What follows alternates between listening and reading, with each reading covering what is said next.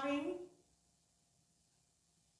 acquired a positive or negative charge by selective adsorption on the surface of a colloidal particle. This layer attracts the counter ion from the medium, forming a second layer. देखिए अभी हमने जो discuss किया था किस तरह से आपके ये जो हमने पढ़े थे जैसे कि AgI जो हमने फॉर्म किया था उसने अपने सरफेस पे I नेगेटिव को अपने सरफेस पे एडसॉर्ब किया। ऐसे ही हमने पढ़ा था AgI की प्रिपरेशन में जिसमें उसने Ag पॉजिटिव आयन को अपने सरफेस पे एडसॉर्ब किया पार्टिकल ने। तो इस तरीके से इसके ऊपर नेगेटिव चार्ज आ जाता है क्योंकि इसके सरफेस पे नेगेटिवली चार्ज पार्टिकल इसको सराउंड करेगा। ऐसे ही इसके सरफेस पे पॉजिटिव चार्ज आ जाता है क्योंकि अपने सरफेस पे पॉजिटिवली चार्ज पार्टिकल एडसॉर्ब करेगा। तो इस तरीके से जो इन्होंने अपने अकॉर्डिंगली पॉजिटिव या नेगेटिव चार्ज पार्टिकल को एडसॉर्ब किया है जिसकी वजह से उनके सरफेस पे चार्ज आ गया है और चार्ज आने की वजह से वो क्या करते हैं, ये जो चार्ज लेयर है वो अट्रैक्ट करेगी काउंटर आयन को जो मीडियम में प्रेजेंट है। इस तरीके से एक सेकंड लेयर डेवलप होगी जैसे कि KI सॉल्यूशन से AgI ने I नेगेटिव आयन को एडसॉर्ब किया तो इसके सरफेस पे I नेगेटिव आयन एडसॉर्ब होगा तो I नेगेटिव आयन एडसॉर्ब होने से ये नेगेटिवली चार्ज होगा तो काउंटर आयन K पॉजिटिव इसके अराउंड जो है एक तरह से डिफ्यूज हो जाएगा। ऐसे ही यहाँ पर इसके ऊपर पॉजिटिवली चार्ज आया है तो इसके सरफेस पे डिफ्यूज हुआ I नेगेटिव। तो इस तरीके से ड्यूअल यहाँ पर लेयर बन गई है, दो लेयर बन गई है अपोजिट चार्जेस के कारण। एक तो इसने एडसॉर्ब किया, दूसरा इस चार्ज की वजह से दूसरी इसके ऊपर डिफ्यूज हो गई लेयर। तो ये जो दो कॉम्बिनेशन बने हैं दो लेयर्स के, the combination of two layers of opposite charges around the colloidal particles is called Helmholtz electrical double layer. तो अब यहाँ पे जो आपका कोलाइडल पार्टिकल जो भी प्रिपेयर किया था हमने पिछले अभी थोड़ी देर पहले सुटेबल मेथड से, तो उसमें क्या किया था कोलाइडल पार्टिकल्स के ऊपर चार्ज आ गया था क्योंकि उसने कुछ पार्टिकल्स को मीडियम में से डिस्पोजल मीडियम में से अपने ऊपर एडसॉर्ब कर दिया। अब वो एडसॉर्ब्ड पार्टिकल ने एक और पार्टिकल को अपने ऊपर डिफ्यूज कर लिया है तो इस तरह से डबल लेयर बन जाएगी। एक यहाँ पे जैसे नेगेटिवली चार्ज हो जाए पॉजिटिवली चार्ज, ऐसे ही यहाँ पॉजिटिवली चार्ज के ऊपर नेगेटिवली चार्ज, ड्यूअल लेयर बन गई है यहाँ पे। तो ये जो कॉम्बिनेशन है दो लेयर्स का, और ये दो लेयर्स कैसी है अपोजिट चार्जेस की है, किसके अराउंड है ये लेयर कोलाइडल पार्टिकल्स के अराउंड है। तो इस ड्यूअल लेयर को हम बोलते हैं हेल्महोल्ट्ज इलेक्ट्रिकल डबल लेयर। तो इसमें मैं आपको बता दूं जो फर्स्ट लेयर होती है, जैसे इसमें ये है फर्स्ट लेयर, इसमें ये है फर्स्ट लेयर, जो फर्स्ट लेयर होती है वो फिक्स्ड होती है और फर्मली हेल्ड होती है।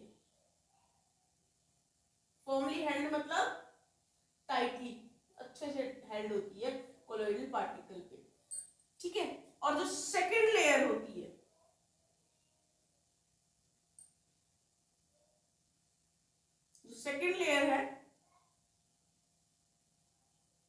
वो मोबाइल है, वो रिमूव भी हो सकती है, और वो डिफ्यूज्ड लेयर है, डिफ्यूज्ड लेयर। तो अब यहाँ पे क्योंकि दो लेयर्स हैं, दोनों का अलग अलग चार्ज है, तो इस चार्ज के कारण इसमें डेवलप होगा पोटेंशियल। तो the potential difference between the fixed layer and the diffused layer of opposite charges is called electrokinetic potential और जीटा पोटेंशियल। तो अब जैसे कि मैंने आपको बताया, दो अलग अलग चार्ज्ड लेयर्स की वजह से उनमें डेवलप होगा पोटेंशियल डिफरेंस। तो जो पोटेंशियल डिफरेंस है between the fixed layer first वाली और द डिफ्यूज्ड लेयर सेकंड वाली, इसके और इसके बीच में या फिर इसके और इसके बीच में जो डिफरेंस है, पोटेंशियल डिफरेंस है, अपोजिटली चार्ज लेयर्स के बीच में पोटेंशियल डिफरेंस है, उसको बोलते हैं इलेक्ट्रोकाइनेटिक पोटेंशियल या फिर जीटा पोटेंशियल इसको बोला जाता है। So the presence of equal charges होंगे, सिमिलर चार्जेस होंगे, यहाँ पे एक नेगेटिव है तो दूसरा पॉजिटिव होगा, तो इक्वल चार्जेस यहाँ प्रेजेंट है, सिमिलर चार्जेस यहाँ पे प्रेजेंट है, दोनों तरह के चार्जेस है, इक्वल भी है और सिमिलर भी है। सिमिलर इसके अराउंड होगा, एक ये वाला फिर इसके ऊपर दूसरी लेयर बना लेगा, तो इसलिए जो जहाँ पे प्रेजेंस है यहाँ पे इक्वल और सिमिलर चार्जेस की कोलॉइडल पार्टिकल पे, ये किस लिए ये रिस्पॉन्सिबल है इसकी स्टेबिलिटी के लिए। तो जैसे कि एक दो लेयर्स पे बन जाएगी, मान के चलिए बाहर वाली लेयर पॉजिटिवली चार्ज लेयर है, तो क्या करेगी वो दूसरे पॉजिटिवली चार्ज लेयर होंगी प्रेजेंट, तो आपस में उनको डिफ्यूज होने से रोकेगी। तो इस स्टेबिलिटी के लिए रिस्पॉन्सिबल है ये जो दो लेयर्स यहाँ पे बनी हुई है, इसको स्टेबल बनाती है, क्योंकि रिपल्सिव फोर्सेस यहाँ आ जाते हैं जो अवॉइड करते हैं एक तरह से इनकी एग्रीगेशन को या कोगुलेशन को। तो ये इसकी स्टेबिलिटी की बात हो गई।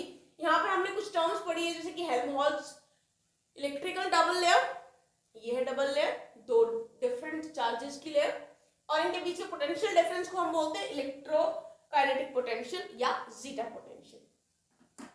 अब इसके बाद हम पढ़ने वाले हैं एक और चीज, that is electrophoresis.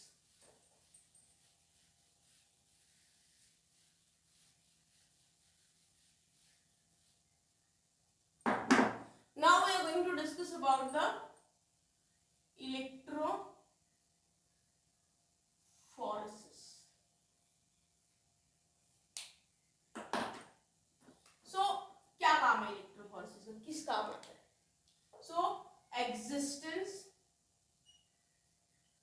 existence of charge on colloidal particles is explained by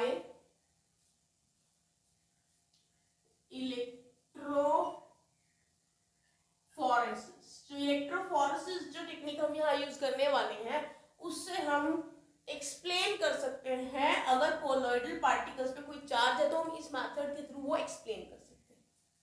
ना होता क्या है इसके अंदर, when electric current is applied across the two platinum electrodes dipped in a colloidal solution, the colloidal particles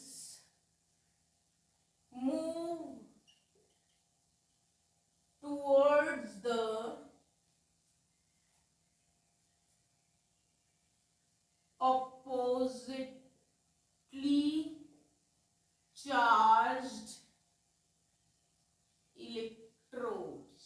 तो एक्चुअली क्या होता है यहाँ पर, इस टेक्निक में क्या होता है, लेट्स सी। इलेक्ट्रिक करंट जब पास कराया जाता है, अप्लाई किया जाता है, जब हम दो प्लेटिनम इलेक्ट्रोड्स लेते हैं और इन इलेक्ट्रोड्स को डिप करते हैं कोलॉइडल सॉल्यूशन में, जिसका भी हम चार्ज प्रूव करना चाहते हैं, तो जब उन प्लेटिनम इलेक्ट्रोड्स को हम कोलॉइडल सॉल्यूशन में डिप करने के बाद इलेक्ट्रिक करंट पास करते हैं, तो कोलॉइडल पार्टिकल्स मूव करते हैं towards the oppositely charge electrodes. मतलब कैथोड जो कि नेगेटिवली चार्ज है, यहां पे आएंगे पॉजिटिवली चार्ज्ड पार्टिकल्स। कैथोड्स की तरफ आएंगे, कैथोड की तरफ आएंगे पॉजिटिवली चार्ज पार्टिकल्स, और एनोड जो कि हमारी पॉजिटिवली चार्ज है, वहां आएंगे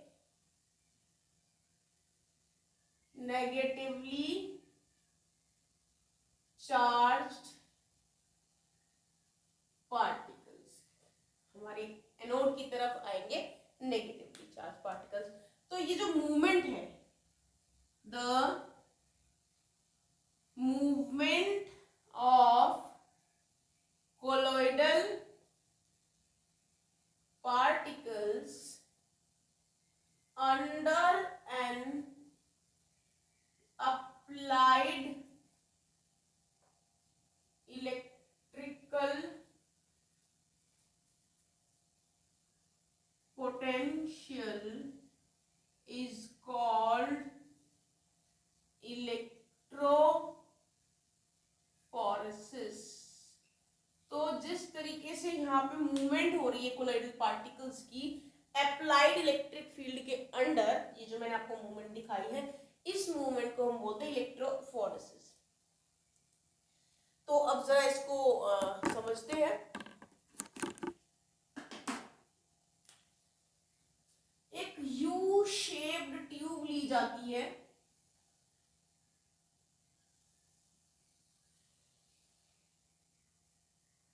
उस यू शेप्ड ट्यूब में एक यहाँ इलेक्ट्रोड डिप की जाएगी, प्लेटिनम इलेक्ट्रोड, एक यहाँ प्लेटिनम इलेक्ट्रोड डिप की जाएगी, यहाँ फिर करंट पास किया जाएगा, इलेक्ट्रिक फील्ड जो है अप्लाई किया जाएगा, इसके अंदर फिल किया जाएगा आपका colloidal solution.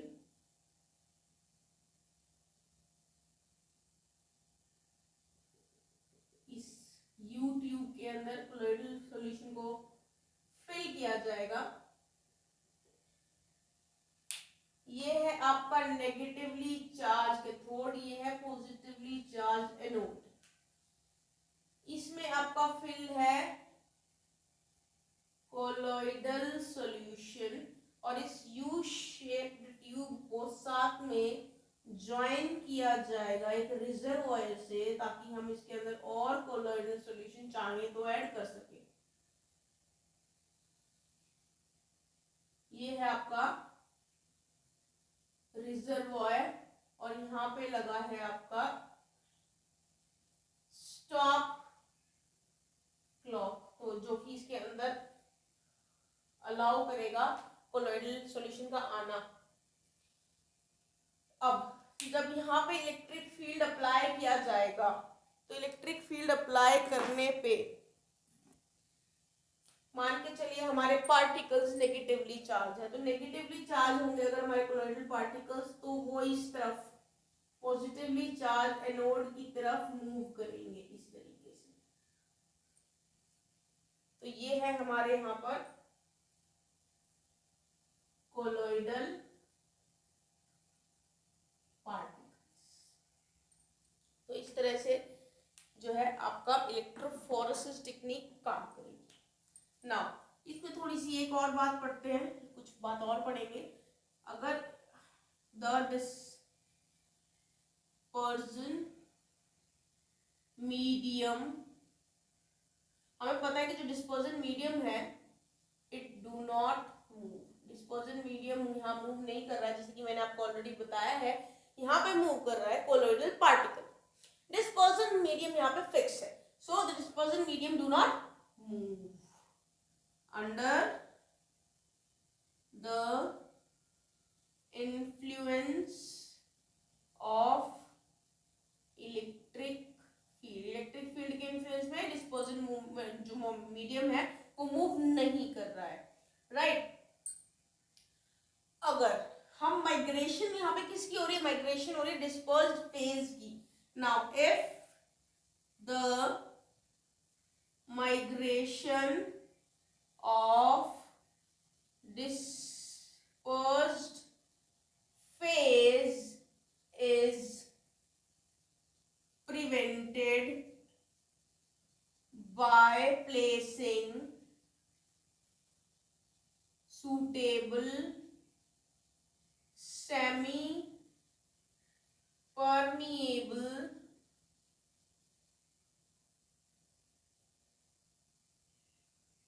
membrane on either side,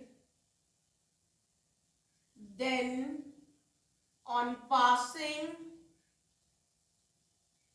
current the dispersion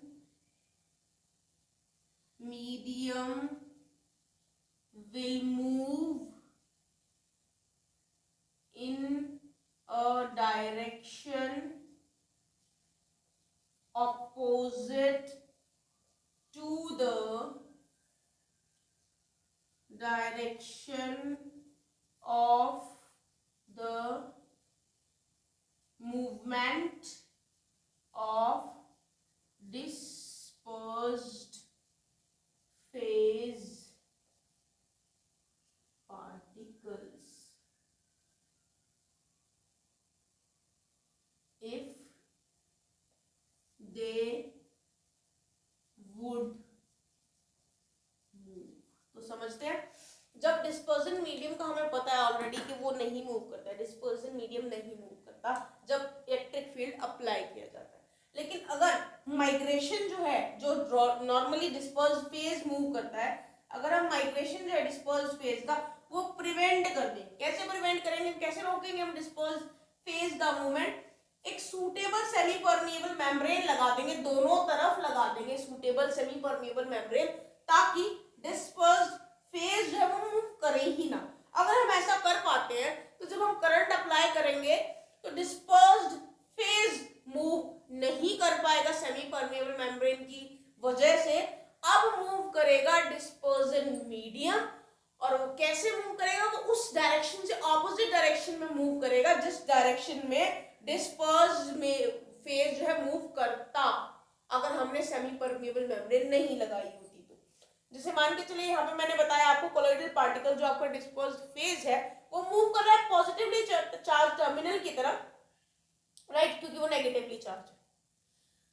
अगर मैं यहाँ पे सेमी परमिएबल मेम्ब्रेन लगा दूं दोनों तरफ ताकि ये पार्टिकल जो है कोलोइडल पार्टिकल्स मूव ही ना करे, तो उस केस के अंदर जब कोलोइडल पार्टिकल्स मूव नहीं कर पाएंगे तब कौन मूव करेगा, तब मूव करेगा ये सॉल्यूशन, डिस्पर्जन मीडियम मूव करेगा। और डिस्पर्जन मीडियम कहाँ मूव करेगा, इस डायरेक्शन में नहीं, क्योंकि इसमें तो कोलोइडल पार्टिकल जाते हैं, वो उल्टी डायरेक्शन में मूव करेगा, वो नेगेटिवली चार्ज टर्मिनल की तरफ मूव करेगा। तो ये ध्यान रखिएगा, अगर हम सुटेबल मेथड से कोलोइडल पार्टिकल्स का मूवमेंट रोक देते हैं तो मूवमेंट फिर करेगा डिस्पर्जन मीडियम और ऑपोजिट डायरेक्शन में करेगा मूव, जैसे इसमें मैंने आपको बताया। तो इसके बारे में थोड़ी और बात करते हैं, इसी पोर्शन के बारे में कुछ definitions.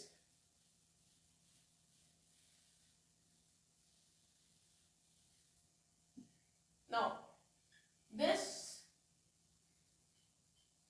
movement of dispersion medium under the influence of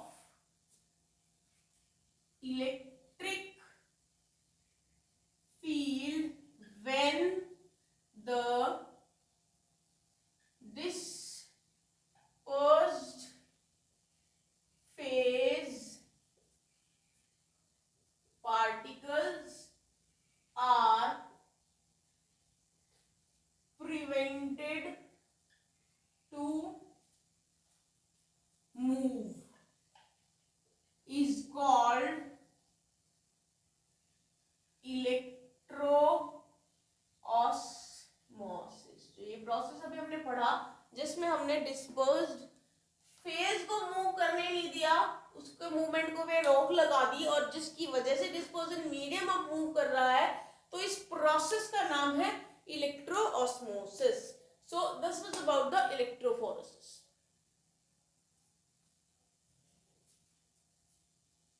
आज हम सरफेस केमिस्ट्री में पढ़ेंगे कोएगुलेशन के बारे में। तो लेट्स स्टार्ट। सबसे पहले हम पढ़ेंगे कोएगुलेशन है क्या actually. The phenomenon of precipitation of a colloidal solution by the addition of excess of electrolyte is known as coagulation or flocculation। तो क्या है कोएगुलेशन, जिसको हम फ्लॉक्यूलेशन भी बोलते हैं? ये वो फिनोमेना है जिसमें प्रेसिपिटेशन होती है। किसकी प्रेसिपिटेशन? कोलॉइडल सॉल्यूशन की प्रेसिपिटेशन। कैसे होती है? जब हम उसमें ऐड करते हैं access of colloid electrolyte.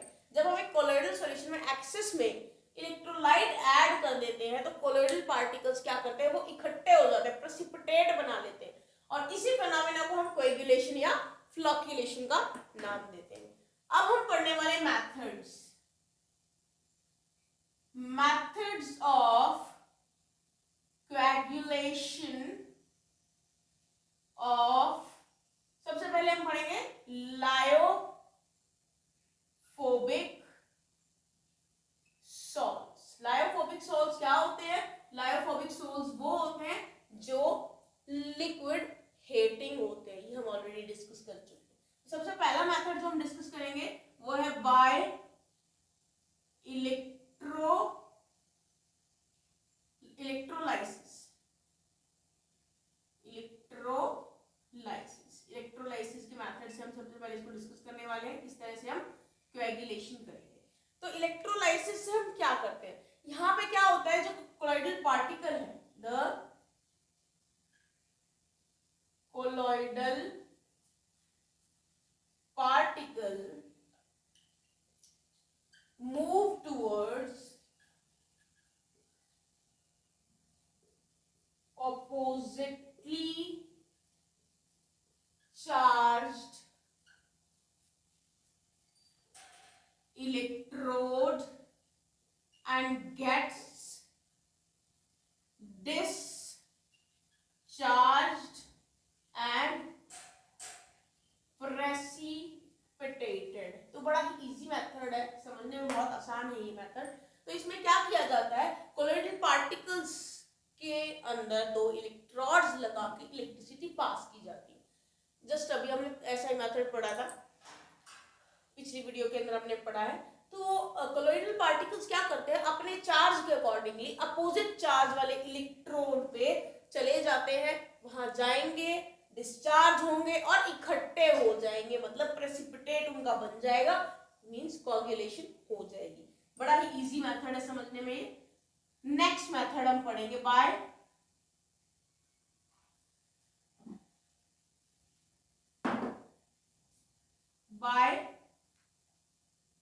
Mutual precipitation. Mutual precipitation हम पढ़ने वाले हैं, क्या होता है इसमें।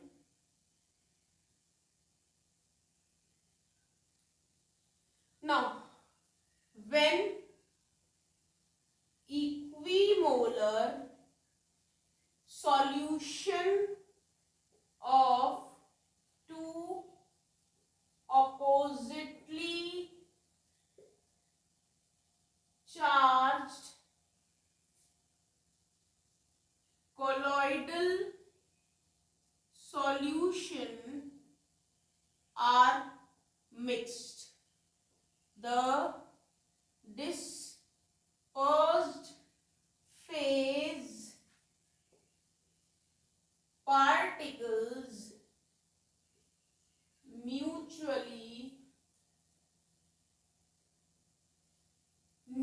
neutralize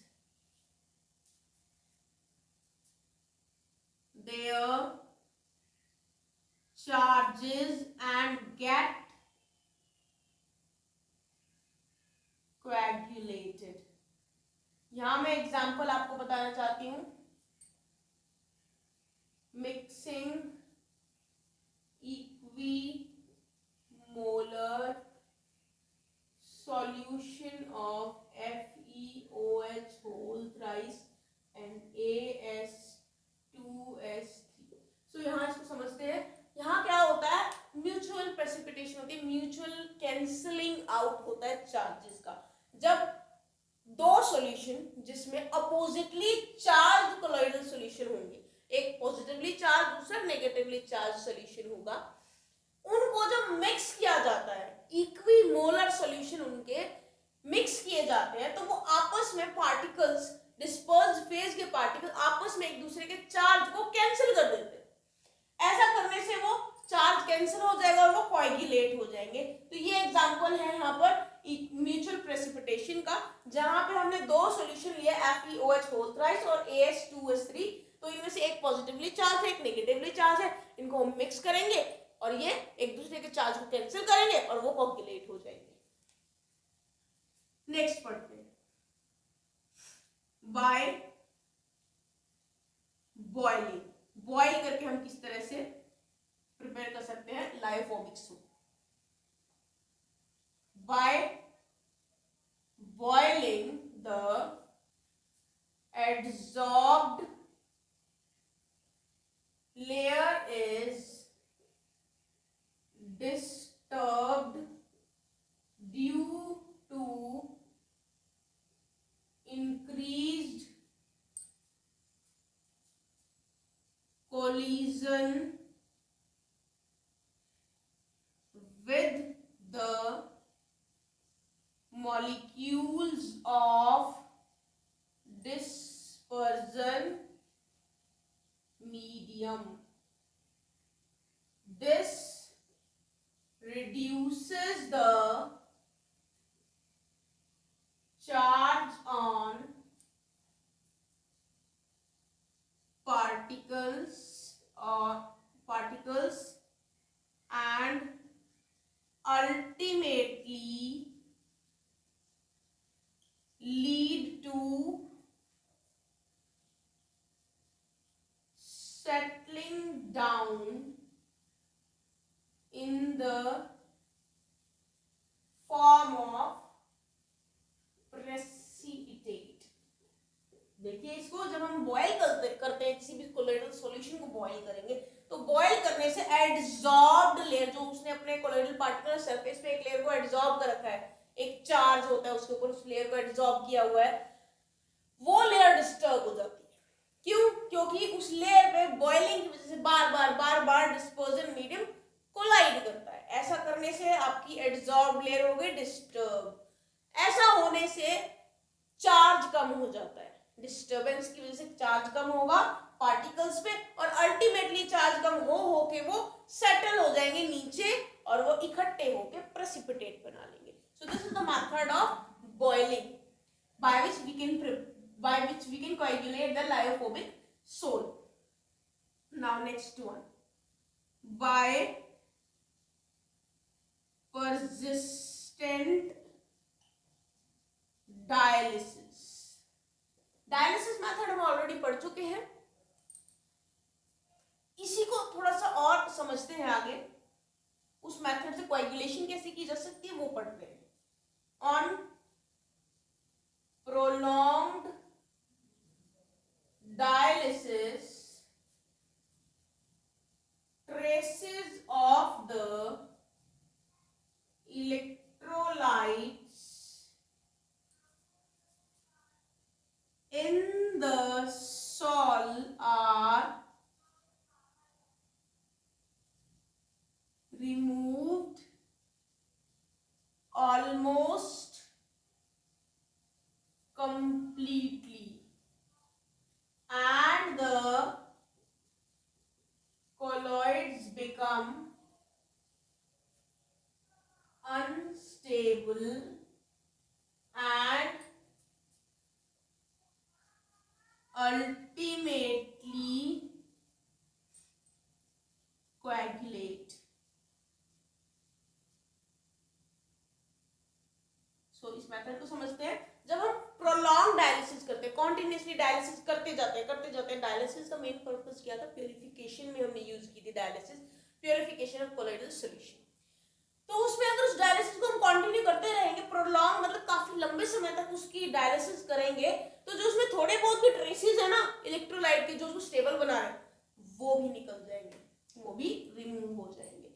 एक ऑलमोस्ट वो कंप्लीटली ही रिमूव हो जाएंगे। अब ऐसा होने से क्या होगा? जो कोलॉइड्स है वो अनस्टेबल हो जाएंगे, क्योंकि इलेक्ट्रोलाइट्स उसको स्टेबल बना रहे थे थोड़ी क्वांटिटी में। जो थोड़ी बची खुची क्वांटिटी उसको जो स्टेबल बना रही थी इलेक्ट्रोलाइट की, उसको भी हमने रिमूव कर दिया प्रोलॉन्ग डायलिसिस से। ऐसा करने से वो अनस्टेबल हुआ और अल्टीमेटली वो कोगुलेट हो जाएगा। So this was the method of coagulation of lyophobic salt by persistent dialysis. एक और मेथड हम डिस्कस करेंगे, that is by addition of electrolytes. Electrolytes add करके किस तरह से हम कोगुलेट कर सकते हैं लायोफोबिक सॉल्ट्स को। By addition of excess of electrolyte in the sol, the dispersed phase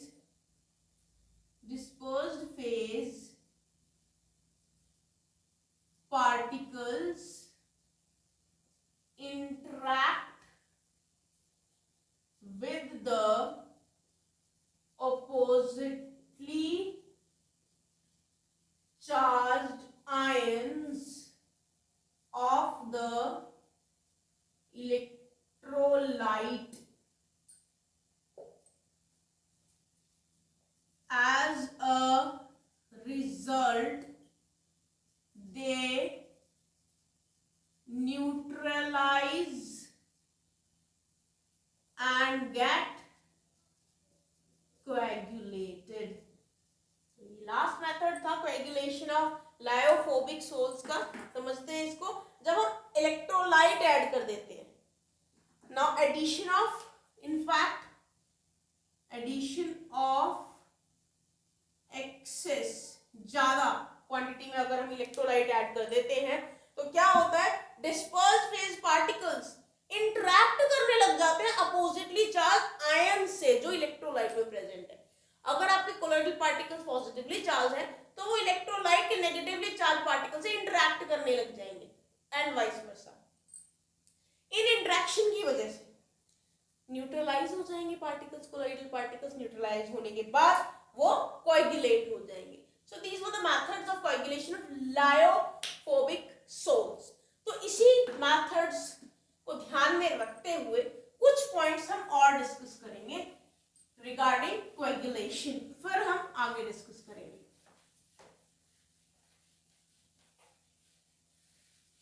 सो कुछ पॉइंट्स डिस्कस करते हैं कोएगुलेशन के regarding. See,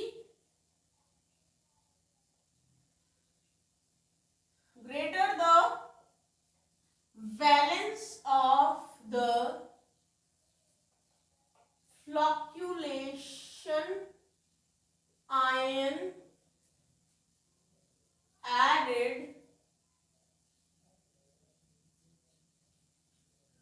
greater is its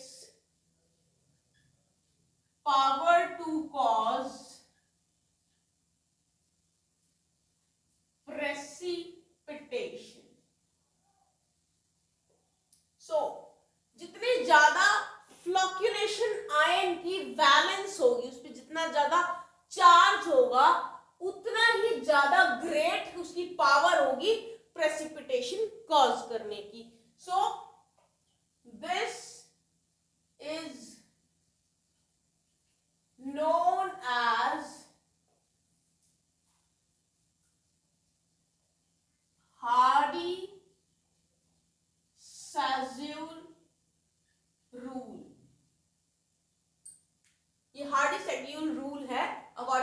जितनी ज्यादा फ्लक्चुएशन, जो फ्लक्चुएशन कर रहा है, जो एग्रीगेशन या कोएगुलेशन कर रहा है, उसकी बैलेंस जितनी ज्यादा होगी उस आयन की, उतने ज्यादा वो प्रेसिपिटेशन करने की टेंडेंसी रखेगा।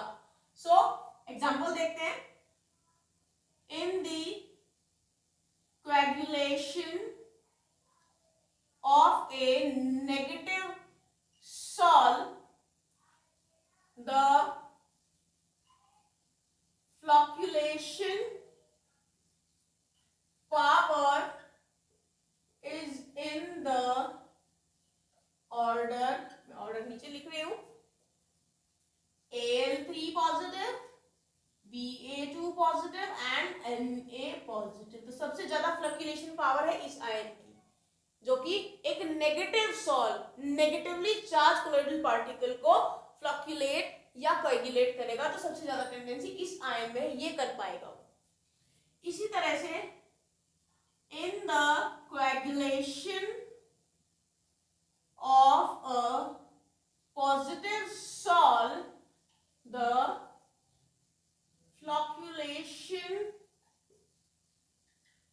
Power is in the order FeCN6 4 negative, सबसे ज्यादा इसकी है, फिर PO4 3 negative, SO4 2 negative and Cl negative. तो अकॉर्डिंग टू द चार्ज इस पे सबसे ज्यादा बैलेंस है, इस पे सबसे ज्यादा चार्ज है, तो ये सबसे ज्यादा इसमें टेंडेंसी है पॉजिटिवली चार्ज सॉल को फ्लक्चुएट या कोएगुलेट करने की। सो इसमें हम कह सकते हैं the minimum concentration of an electrolyte in millimoles पर litre required to cause precipitation of a sol in 2 hours is called coagulation value। यहाँ पे एक और टर्म हमारी आ जाती है, मिनिमम कंसंट्रेशन, जो कि एक इलेक्ट्रोलाइट की मिलीमोल्स पर लीटर में चाहिए। प्रेसिपिटेशन एक सॉल का कॉज करने के लिए 2 घंटे में हो जाना चाहिए वो, उसे हम बोलते हैं कोएगुलेशन वैल्यू। तो जितनी कम से कम इलेक्ट्रोलाइट की कंसंट्रेशन चाहिए, 1 लीटर सॉल्यूशन में कितने मिलीमोल्स इलेक्ट्रोलाइट चाहिए एक सॉल को प्रेसिपिटेट करने के लिए 2 घंटे में, वो होती है उसकी कोएगुलेशन वैल्यू। तो यहां आपकी टर्म आई है coagulation value. Now smaller the quantity needed, the higher will be the coagulation power of an ion। तो जितनी कम क्वांटिटी चाहिए होगी इलेक्ट्रोलाइट की एक सॉल को प्रेसिपिटेट करने की, उतनी ही ज्यादा उसकी कोएगुलेशन पावर होगी।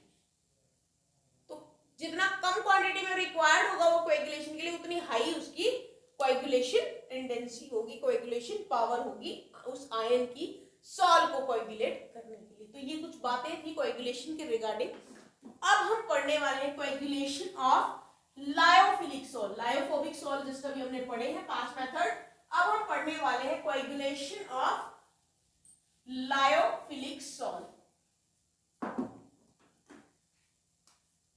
Coagulation of lyophilic salts। Now कर लेते हैं. So there are two factors responsible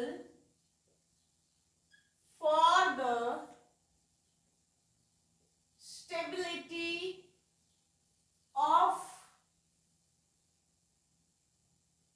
lyophilic salt. तो दो फैक्टर्स हैं जो रिस्पॉन्सिबल हैं लायोफिलिक सॉल्ट की स्टेबिलिटी के लिए. नंबर फर्स्ट फैक्टर चार्ज और नंबर सेकंड फैक्टर है सॉल्वेशन ऑफ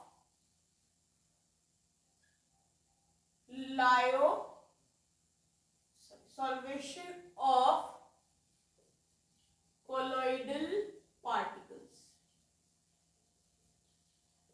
तो ये दो फैक्टर्स हैं, चार्ज कोलॉइडल पार्टिकल्स का और सॉल्वेशन कोलॉइडल पार्टिकल्स की, जो रिस्पॉन्सिबल है इनकी स्टेबिलिटी के लिए.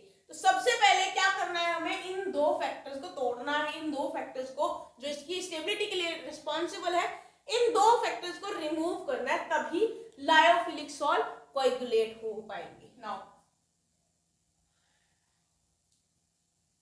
these two factors are removed. Now these two factors are removed, a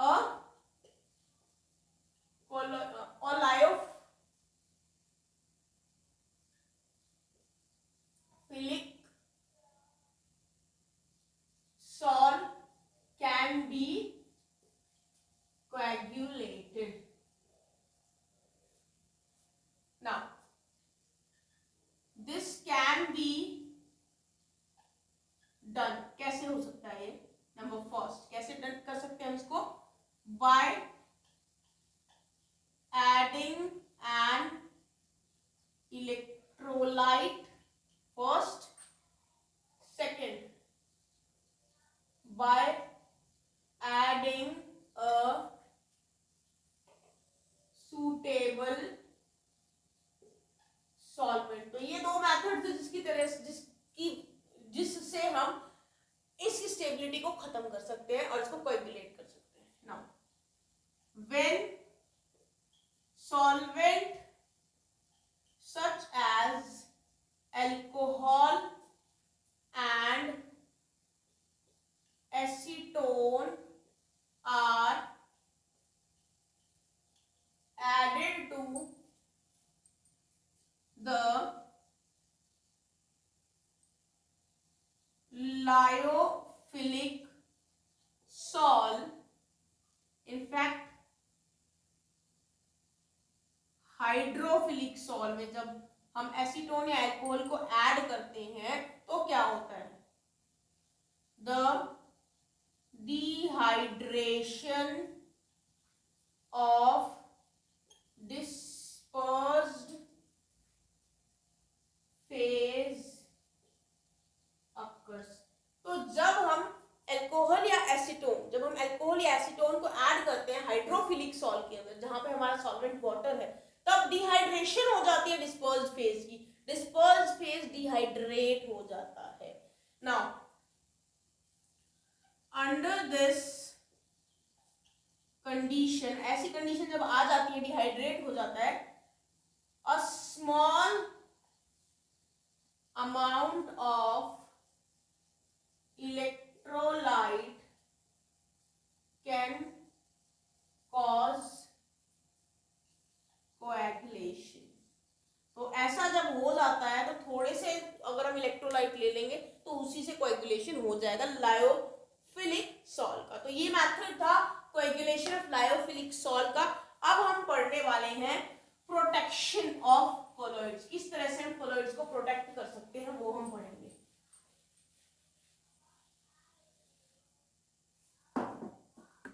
Now we are going to discuss protection of colloids. कैसे हम colloids को प्रोटेक्ट कर सकते हैं वो हम डिस्कस करने वाले हैं. सो यहां हम बात करेंगे कि lyophilic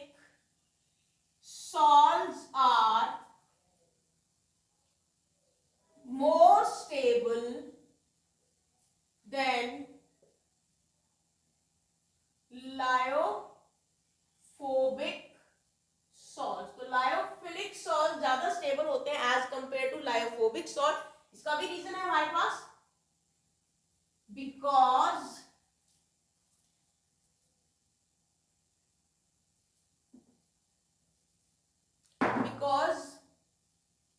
lyophilic salts are extensively solvated. They are extensively solvated, that is colloidal particles are covered by a sheath of liquid in which they are dispersed. तो लायोफिलिक सॉल्ट लायोफोबिक सॉल्ट से ज्यादा स्टेबल इसीलिए होते हैं क्योंकि जो lyophilic salt है वो उस एक्सटेंसिवली सॉल्वेटेड होते हैं।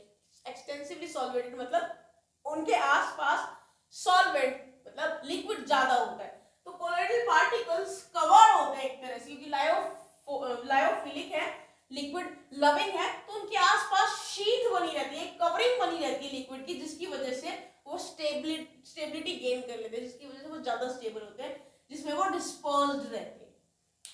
तो ये रीजन है लायोफिलिक सॉल्ट्स के स्टेबिलिटी का, ज्यादा स्टेबिलिटी का as compared to the lyophobic salts. तो अब हम बात करते हैं लायोफिलिक सॉल्ट से कैसे लायोफोबिक सॉल्ट स्टेबल है। तो lyophilic salts, in fact lyophilic colloids, जो लायोफिलिक कोलॉइड्स होते हैं दे प्रोटेक्ट लायोफोबिक कोलॉइड्स। ये हमें ऑलरेडी पता है। लायोफिलिक सॉल्ट जो कोलॉइड्स होते हैं वो लायोफोबिक कोलॉइड्स को प्रोटेक्ट किए होते हैं। कैसे प्रोटेक्ट करते हैं, क्यों करते हैं? Because they form a layer, एक लेयर बना लेते हैं, कहां? Around them.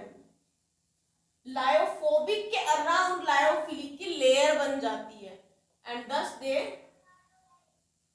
Protect them. किससे प्रोटेक्ट करेंगे? फ्रॉम इलेक्ट्रोलाइट्स, जो डिस्पोजल मीडियम में प्रेजेंट होते हैं इलेक्ट्रोलाइट्स, उससे लायोफिलिक सॉल्ट लायोफोबिक सॉल्ट को प्रोटेक्ट करते हैं, उनके बाहर एक कवरिंग बनाते हैं। These lyophilic